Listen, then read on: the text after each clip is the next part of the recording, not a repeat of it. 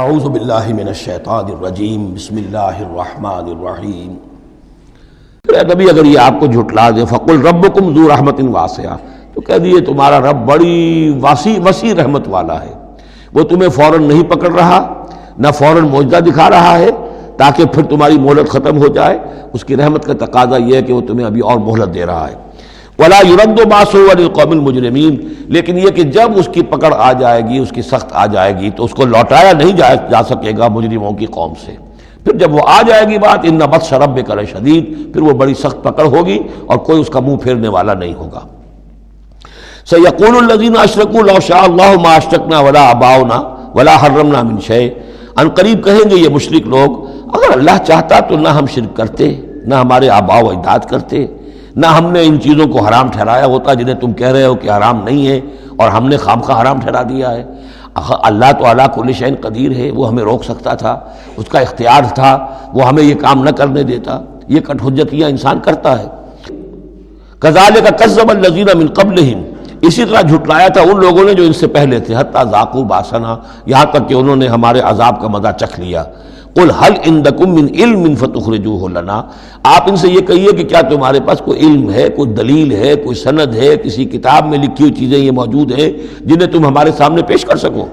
ان تتبعون الا الظن وان انتم الا تخرصون، تم تو صرف پیروی کر رہے ہو ظن کی اور اٹکل پچوں کی باتیں کر رہے ہو، تو اب تم سے اب کیا بات کریں؟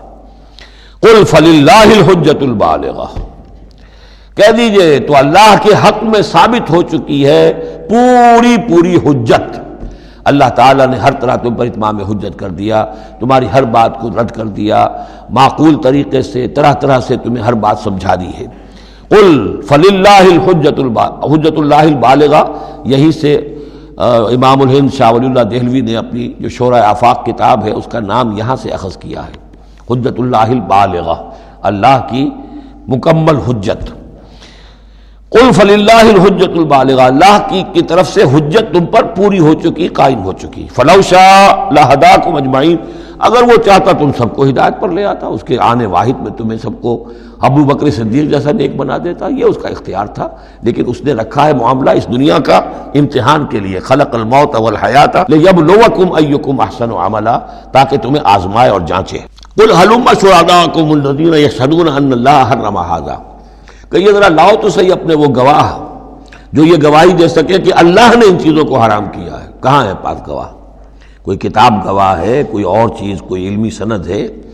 فَإِن شَهِدُوا فَلَا تَشْهَدْ مَعَهُمْ، اے نبی پھر اگر یہ کٹ حجتی پر اتر کر کہیں کہ ہاں ہم گواہی دیتے ہیں، آپ ان کے ساتھ گواہی مت دیجئے۔ وَلَا تَتَّبِعْ أَهْوَاءَ الَّذِينَ كَذَّبُوا بِآيَاتِنَا، مت پیروی کیجئے ان لوگوں کی خواہشات کی جنہوں نے ہماری آیات کو جھٹلا دیا ہے۔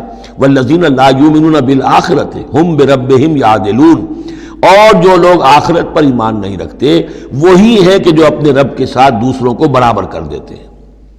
یہ پہلی آیت جو تھی سورہ مبارکہ کی، ثم الذین کفروا بربہم یعدلون، اسی پر وہ پہلی آیت ختم ہوئی تھی، اور یہاں 150ویں آیت میں پھر یہ لفظ آ گیا۔ یہ لوگ جو ہیں پھر بھی جو آخرت پر یقین نہیں رکھتے، جنہیں ڈر نہیں ہے اللہ کے حضور میں حاضری کا، وہ پھر جس کو چاہتے ہیں اللہ کے برابر کر دیتے ہیں۔ قل تعالوا اتل ما حرم ربکم علیکم، کہیے آؤ میں تمہیں بتاؤں کہ تمہارے رب نے تمہارے لیے کیا چیزیں حرام کی ہیں، کن چیزوں کو محترم ٹھہرایا ہے، کیا اس کے احکام ہیں۔ یہ اصل میں یوں سمجھیے کہ یہ خلاصہ ہے، ویسے یہی مضمون تفصیل سے آئے گا سورہ بنی اسرائیل میں، زیادہ تفصیل سے ہم وہاں گفتگو کریں گے، لیکن یہ کہ انہی کا جو سورہ بنی اسرائیل میں 2 رکوعوں میں آئی ہے بات، وہ یہاں پر 1 رکوع کے اندر اس کا خلاصہ ہے۔ لیکن معلوم ہو جاتا ہے کہ اصل دین کیا ہے۔ جیسے سورہ بقرہ میں جب میثاق لیا گیا بنی اسرائیل سے تو دین کی اصل بنیادیں آئیں، اسی طرح پھر سورہ نساء کے اندر وہ مقام آیا تھا کہ اصلی دین کیا ہے، دین کی اصل تعلیمات کیا ہیں۔ اب اس سے ذرا زیادہ وسیع پیمانے پر یہاں آ رہا ہے، اور سب سے زیادہ تفصیل سے اصل کن چیزوں کی اہمیت ہے دین میں وہ آئے گا آپ سورہ بنی اسرائیل کے 3 اور 4 رکوع میں، اسی کا یہ خلاصہ ہے۔ ما حرم ربکم علیکم، آؤ میں تمہیں بتاتا ہوں تمہارے رب نے کیا حرام کیا۔ تم نے یہ بکری حرام کی ہوئی ہے، یہ اونٹ حرام کیا ہوا ہے، یہ اس کو بت کے نام پر ہے، اس کا یہ فلاں ہے، یہ کوئی شے اللہ نے حرام نہیں کیا۔ آؤ میں بتاتا ہوں تمہیں اللہ نے کس شے کو حرام کیا ہے۔ اللہ تشرکوا بہ شیئا، نمبر 1 سب سے بڑی حرام شے، سب سے بڑی اس کی کا حکم پہلا تو یہ ہے اس کے ساتھ کسی شے کو شریک نہ ٹھہراؤ۔ نمبر 2 وبالوالدین احسانا، والدین کے ساتھ احسان۔ یہ تیسرا مقام آ گیا کہ حقوق اللہ کے فوراً بعد حقوق والدین کا تذکرہ ہے۔ ولا تقتلوا اولادکم من املاق، اور اپنی اولاد کو قتل نہ کرو تنگ دستی اور مفلسی کے خوف سے۔ ہمارا اپنا پیٹ نہیں بھر رہا، کیسے بھرے، کیسے پالیں ان کو۔ نحن نرزقکم وإیاہم، ہم تمہیں بھی رزق دیتے ہیں، انہیں بھی دیں گے۔ نمبر 4 ولا تقربوا الفواحش ما ظہر منها وما بطن، اور دیکھو بے حیائی کے کاموں کے قریب بھی مت جاؤ، خواہ وہ خفیہ ہو اور خواہ وہ اعلانیہ ہو۔ ولا تقتلوا النفس التي حرم الله الا بالحق، اور مت قتل کرو اس جان کو جسے اللہ نے محترم ٹھہرایا ہے مگر حق کے ساتھ۔ انسانی جان لی جا سکتی ہے قتل عمد کے بدلے میں قتل ہو، یا قتل مرتد ہے، یا زانی مسلمان ہو، زانی وہ شادی شدہ زانی یا زانیہ مرد یا عورت اس کا ہے، یا پھر حربی کافر قاتل جس کو کہ قتل کیا جا سکتا ہے۔ باقی چیزیں قتل کی جو ہیں وہ شریعت میں جائز نہیں ہیں۔ وہ اللہ تعالیٰ نے انسانی جان کو محترم بنایا ہے۔ الا بالحق ذالکم وصاکم بہ لعلکم تعقلون، یہ ہے جس کی اللہ تمہیں وصیت کر رہا ہے۔ یہ ہے اصل چیزیں، یہ ہے بنیادیں، یہ دین کی، تمدن کی، اخلاق کی، تاکہ تم عقل سے کام لو۔ ولا تقربوا مال الیتیم الا بالتی احسن، دیکھو مال یتیم کے مال کے قریب مت پھٹکو مگر بہترین طریقے سے، احتیاط سے، اس کا مال ہڑپ نہیں کرنا ہے، اپنا ردی مال اس کے بال میں ڈال کر اور اس کا اچھا بال جو ہے نہیں لے لینا ہے۔ وہ سارے ہم پڑھ چکے ہیں، جو تفصیل آ چکی ہے۔ یہ تو مکی دور کی باتیں ہیں، مدنی دور میں بھی بات آ چکی ہے اس کی۔ حتیٰ یبلغ اشدہ، اس کے بال کی حفاظت کرو یہاں تک کہ وہ اپنی پوری بلوغت کو پہنچ جائے، سمجھ کو پہنچ جائے۔ وَأَوْفُوا الْكَيْلَ وَالْمِيزَانَ، جب ناپ کے دو تو پورا دو، جب تول کر دو تو پورا دو، بالقسط، عدل کے ساتھ، انصاف کے ساتھ۔ لا نکلف نفسا الا وسعها، ہم نہیں ذمہ دار ٹھہرائیں گے کسی بھی جان کو مگر اس کی وسعت کے مطابق، یعنی بغیر کسی ارادے کے کوئی کمی بیشی ہو جائے، آپ کا ارادہ نہیں ہے لیکن یہ کہ کہیں کوئی کمی ہو گئی ہے تو وہ بات دوسری ہے۔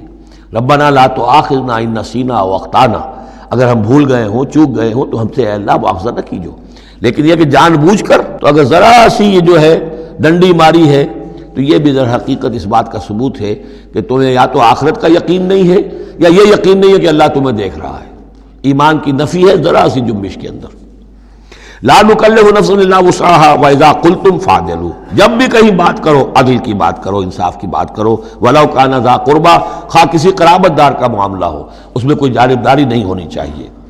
وبعہد اللہ اوفوا، اور اللہ کے عہد کو پورا کرو، یعنی جو بھی عہد کیا جائے اللہ کے نام پر، اللہ کے حوالے سے، اللہ کی قسم کھا کر اس کو پورا کرو۔ سب سے پہلے تو جو اللہ سے عہد کیا ایاک نعبد و ایاک نستعین، اس کو پورا کرو۔ جو عہد کیا تھا دنیا میں آنے سے پہلے الست بربکم قالوا بلا، اس کو پورا کرو۔ ذالکم وصاکم بہ لعلکم تذکرون، یہ ہیں وہ چیزیں جن کی اللہ تمہیں وصیت کر رہا ہے۔ یہ چیزیں ہیں کہ جو اہمیت کی حامل ہیں، یہ ہے انسانی کردار کی عظمت کی باتیں۔ لعلکم تذکرون، تاکہ تم نصیحت اخذ کرو۔ وَأَنَّ هَذَا صِرَاطِي مُسْتَقِيمًا، اور یہ کہ یہ ہے میرا سیدھا راستہ۔ یہ ایچ پیچ پگڈنڈیاں اور یہ لمبی چوڑی جو ہیں وہ جو تم نے بنا رکھے ہیں اپنے گورکھ دھندے، یہ نہیں ہے دین، یہ ہے۔ وَأَنَّ هَذَا صِرَاطِي مُسْتَقِيمًا فَاتَّبِعُوهُ، بس اس کی پیروی کرو۔ وَلَا تَتَّبِعُوا السُّبُلَ، اور اس کو چھوڑ کر دوسرے راستوں پر نہ پڑ جاؤ۔ فَتَفَرَّقَ بِكُمْ عَنْ سَبِيلِهِ، کہ وہ تمہیں لے کر اللہ کے راستے سے متفرق ہو جائیں، ادھر چلا جائے ادھر چلا جائے، یہ پگڈنڈی ادھر جا رہی ہے، وہ پگڈنڈی ادھر جا رہی ہے، تم سواء السبیل پر سیدھے راستے پر قائم رہو۔ ذالکم وصاکم بہ لعلکم تتقون، یہ ہے وہ چیزیں جن کی اللہ تمہیں وصیت کر رہا ہے تاکہ تم بچو، یا تاکہ تمہارے اندر تقوی پیدا ہو جائے۔ صدق اللہ العظیم۔